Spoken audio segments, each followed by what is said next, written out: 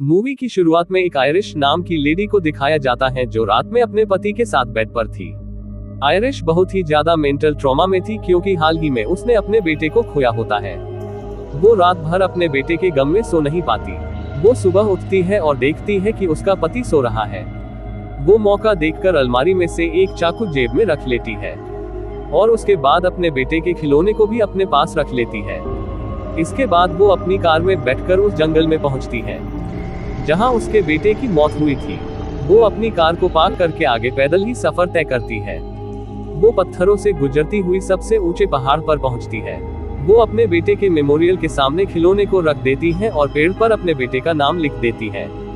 उसके बाद वो चोटी की तरफ जाती है। वो चोटी से छलांग लगाने वाली थी क्योंकि उसके बेटे के बिना उसकी जिंदगी बहुत ही डिप्रेस्ड हो गई थी। वो कूदने ही वाली होती है, तभी एक आदमी वहां आकर उसे टोकता है। वो अपना नाम रिचर्ड बताता है। रिचर्ड आयरिश से कहता है कि उसे पता है कि वो क्या करने वाली है। वो उसे नहीं रोकेगा, वो बस उसके कुछ मिनट लेगा बात करने के लिए। आयरिश कहती है कि उसका मन नहीं है बात करने का। रिचर्ड कहता है कि वो बिना बात करे वहां से नहीं जाएगा। फिर वो आयरिश को अपनी कहानी बताता है। वो कहता है कि उसे कार चलाने का बहुत शौक था। जब वो अपनी ग्रेजुएशन की पढ़ाई कर रहा था तो उसके पास एक सुंदर कार हुआ करती थी और जब वो एक दिन कार चला रहा था तो अचानक से कार का एक्सीडेंट हो गया और उस एक्सीडेंट में उसकी प्रिय गर्लफ्रेंड की जान चली गई पर वो बच गया। वो इतना चोटिल था कि हिल भी नहीं पा रहा था। एक्सीडेंट होने से पहले उसका उसकी गर्लफ्रेंड के साथ झगड़ा हुआ था और उसके बाद वो कई महीनों तक अस्पताल में पड़ा रहा था।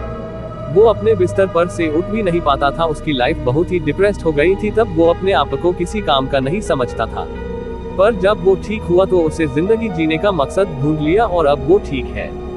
ये सब सुन के आयरिश कहती है कि उसे खेद है कि उसने अपनी गर्लफ्रेंड को खोया है।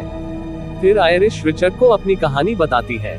आयरिश कहती है कि वो लोग कुछ दिनों पहले यहाँ जंगलों में ट्रैकिंग करने आए थे, लेकिन जब उसका पति एक पेड़ पर उसका लव नाम लिख रहा था तो उसका बेटा आग जलाने के लिए लकड़ियां इकट्ठा करने के लिए इतना दूर चला गया कि वो एक चोटी से नीचे गिर गया और उसकी मौत हो गई और वो अपनी इस गलती के लिए खुद को आज तक माफ नहीं कर पाए हैं। रिचर्ड ये सुन के कहता है कि आज मौसम बहुत अच्छा है और वहां से उठकर जाने लगता है। वो आयरिश से कहता है उसका जो मन में आए वो करे, वो जा रहा है।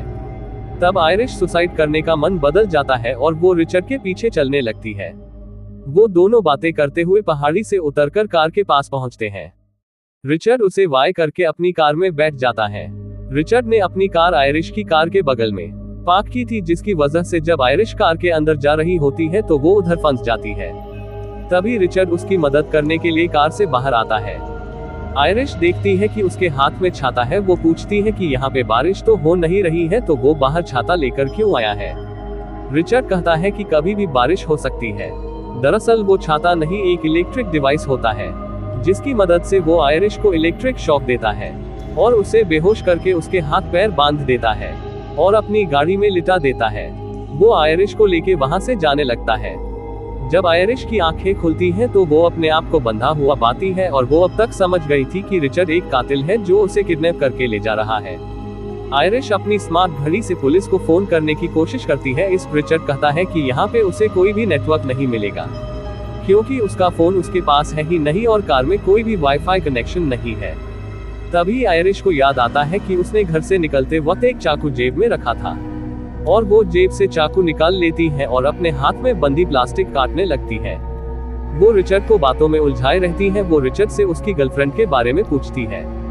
रिचर्ड कहता है कि वो उससे बात नहीं करना चाहता क्योंकि वो जानता है कि वह उसे इमोशनल करने की कोशिश कर रही है जिससे उसका मन भटक सके। तभी आयरिश अपने हाथ को छुड़ा लेती है और चाकू से रिचर्ड पर हमला करती है, जिससे गाड़ी इनबैलेंस होकर पेड़ में जा टकराती है और वो दोनों जख्मी हो जाते हैं। आयरिश उठकर कार से सीट बेल्ट से उसका गला दबाने लगती है, लेकिन तभी रिचर्ड सीट को नीचे कर देता है जिससे उसकी जान बच जाती है। उसके बाद वो आयरिश को धक्का देता है, जिसके बाद वो दोनों गाड़ी से नीचे गिर जाते हैं। आयरिश रिचर्ड को चाकू दिखाकर धमकी देती है कि अगर वो आगे बढ़ा तो वो उसे जान से मार देगी। तभी रिचर्ड उसे बताता है कि वो उसका कुछ भी नहीं बिगाड़ सकती। उसने बेहोशी के वक्त एक इंजेक्शन दिया था जिससे वो अगले 20 मिनट में सुनना पड़ने वाली है। अगले 20 मिनट में उसका पूरा शरीर पैरालाइज्ड हो जाएगा। वो न तो कुछ बोल पाएगी और न अपनी जगह से हिल पाएगी। ये सुन के वो तुरंत वहाँ से भागने लगती है, लेकिन रिचर्ड उससे कहता है कि यहाँ से भागने का कोई फायदा नहीं है, अगले 20 मिनट में वो उसे ढूंढ ही लेगा। आयरिश ये देखकर अपनी घड़ी में 20 मिनट का टाइमर लगा देती है और फैसला करती है कि इन 20 मिनट में वो भाग के मदद के ले जाएगी और वहाँ से जंगल में भागने लगती है। भागते हुए उस पर इंजेक्शन का असर शुरू हो जाता है और उसकी अंगुलियां सुन्न पड़ने लगती हैं। फिर धीरे धीरे उसकी एक टांग भी काम करना बंद कर देती है। रिचर्ड भी उसे ढूंढ रहा होता है। आयरिश उससे छुपते हुए एक पेड़ की आड़ में छुप जाती है। रिचर्ड भी वहीं पास होता है। तभी वहां पेड़ की चींटियां उसके मुंह पर चढ़ने लगती हैं, जिसकी वजह से वो अपने आप को रिचर्ड के सामने रिवील कर देती है। रिचर्ड उसे देख लेता है और उसे पकड़ने आगे बढ़ता है। आयरिश खुद को उससे बचाती रेंगती हुई नदी के अंदर चली जाती है, जहां रिचर्ड उससे कहता है कि भागने का कोई फायदा नहीं है, क्योंकि पानी के अंदर उसकी जान भी जा सकती है। नदी के पानी का बहाव काफी तेज होता है, जिसकी वजह से वह काफी दूर चली जाती है और मौका देखकर वह एक नदी के किनारे पर पहुंचती है। वो देखती है कि उसकी घड़ी में 1 मिनट का टाइम बचा हुआ था बॉडी सुन्न पड़ने में। इसलिए वो रेंगती हुई घास के किनारे पर पहुंचती है और घास पर पहुंचते ही उसका पूरा शरीर पैरालाइज्ड हो जाता है। रिचर्ड के मुताबिक ही अब उसका पूरा शरीर सुन्न पड़ जाता है। वो अपनी जगह से बिल्कुल भी मूव नहीं कर पा रही थी। आगे आयरिश के पास ही वहीं के फार्म हाउस का एक बूढ़ा आदमी जो घास काट रहा होता है, वो उसे देखता है और देखकर उसके पास आता है। वो बूढ़ा आदमी आयरिश को देखकर हैरान रह जाता है। वो पूछता है कि आखिर वो यहाँ पर कैसे आई, लेकिन आयरिश अपनी हालत के चलते बिल्कुल लाचार थी, जिसकी वजह से वो उसे जवाब नहीं दे पा रही थी। वो बूढ़ा आदमी अपनी उंगलियां इधर उधर करता है और आयरिश भी अपनी आंखें इधर उधर करती है। फिर वो बूढ़ा आदमी उससे पूछता है कि वो उसे अच्छी तरह देख पा रही है, तो आयरिश एक बार अपनी पलक झपकाती है। आदमी फिर बेंकता है कि क्या वो उसे सुन पा रही है, तो वो फिर से एक बार पलक झपकाती है। उसके बाद वो आदमी उससे पूछता है कि क्या वो हिल सकती है या नहीं। इस पर अब की बार वो 2 बार पलक झपकाती है। ये देखकर वो बूढ़ा आदमी उसकी मदद करने के लिए तैयार हो जाता है और वो कहता है कि वो कोई चीज लेकर के आ रहा है, जिससे वो उसे उठा के उसे घर के अंदर ले जाए और वो वहां पर उसकी मदद के लिए पुलिस को इन्फॉर्म कर देगा। बूढ़ा आदमी तुरंत एक ट्रॉली लाता है और आयरिश को उठाकर घर के अंदर ले आता है। तभी अचानक से कोई उसके घर का दरवाजा खटखटाता है। ये सुनकर आयरिश समझ जाती है कि जरूर वहां रिचर्ड आया होगा, इसलिए वो तेजी से बूढ़े आदमी के सामने अपनी पलकें तेजी से बार बार झपकाती है। बूढ़ा आदमी ये देखकर समझ जाता है कि कुछ तो गड़बड़ है और वो आयरिश को एक बड़े सोफे के पीछे छिपा देता है और उसके बाद वो दरवाजा खोलता है तो वहां पर कोई और नहीं बल्कि रिचर्ड ही था। वो बूढ़ा आदमी पूछता है कि वो कौन है। रिचर्ड बहाना बना के कहता है कि हमारी कार क्रैश हो गई, जिसके बाद से मेरी वाइफ नहीं मिल रही है, मेरा फोन भी खो चुका है, क्या तुम मेरी मदद कर दोगे? तुमने किसी लड़की को देखा है क्या? बूढ़ा आदमी को उसकी बातों पे बिल्कुल यकीन नहीं था, इसलिए वो बोलता है कि तुम बाहर रुको, मैं तुम्हारी मदद के लिए पुलिस को फोन कर रहा हूँ। वो फोन करने ही वाला होता है, तभी रिचर्ड घर के अंदर आ जाता है।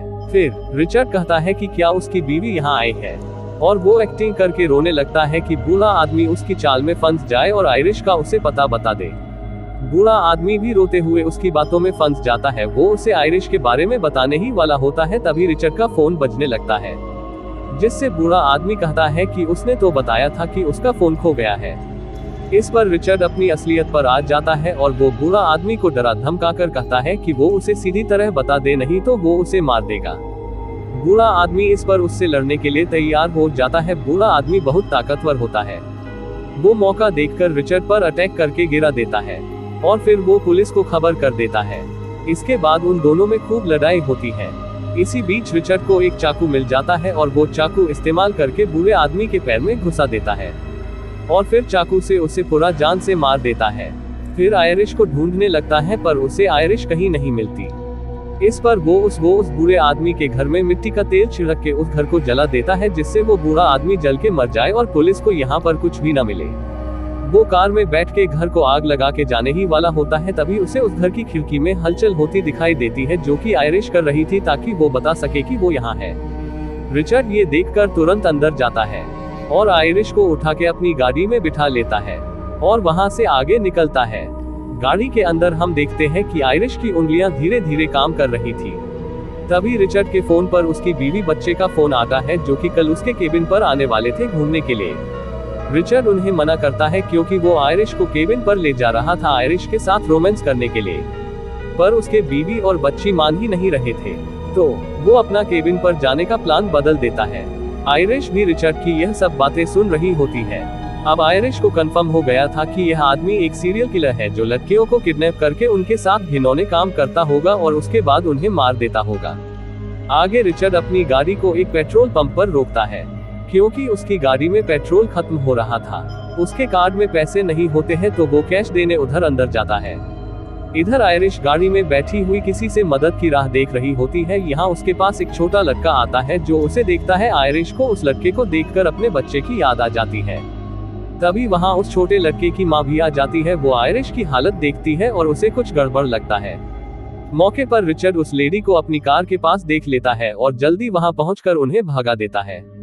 फिर पेट्रोल भरवाकर रिचर्ड अपनी क्रैश हुई कार के पास पहुंचता है। वो गाड़ी में से अपना कुछ जरूरी सामान निकाल रहा होता है। तभी वहां एक पुलिस वाला आता है और वो रिचर्ड से पूछताछ करता है। रिचर्ड उसे यहाँ अपना असली नाम बताता है। उसका असली नाम एंड्रयू होता है। एंड्रयू का लाइसेंस एक्सपायर हो गया होता है। वो पुलिस वाला उससे उस क्रैश गाड़ी और उस लड़की के बारे में पूछता है। एंड्रयू यहाँ झूठी कहानी करता है कि वो लड़की उसकी बीवी है और नशे में उसने गाड़ी को क्रैश कर दिया। पुलिस वाले को उस पर शक होता है और वो पुलिस वाला आयरिश के पास जाता है जहां आयरिश धीरे धीरे अपनी मदद के लिए बोल रही थी, हेल्प मी हेल्प मी।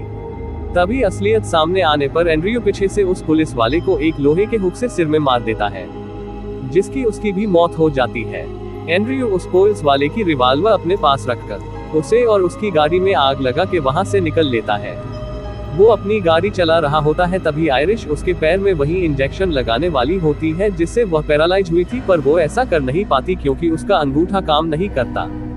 धीरे धीरे आयरिश की हालत में सुधार आता है। वो अब बोल पा रही थी। वो एंड्रयू से कहती है कि तुमने मुझे मरने क्यों नहीं दिया? अगर मैं मर जाती तो मुझे ये सब नहीं झेलना पड़ता। जवाब में रिचर्ड कहता है कि मैंने तुम्हें नहीं रोका, जो किया सब तुमने ही किया, शायद ऐसा ही तुम्हारी किस्मत चाहती हो।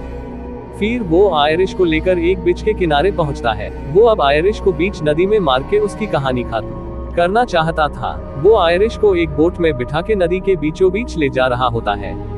यहाँ पर आयरिश उससे एक मदद मांगती है कि वो उसे उसकी जेब में रखा हुआ बच्चे का खिलौना निकाल कर उसे दे दे। वो आखिरी बार अपने बच्चे की यादों का दीदार करना चाहती है।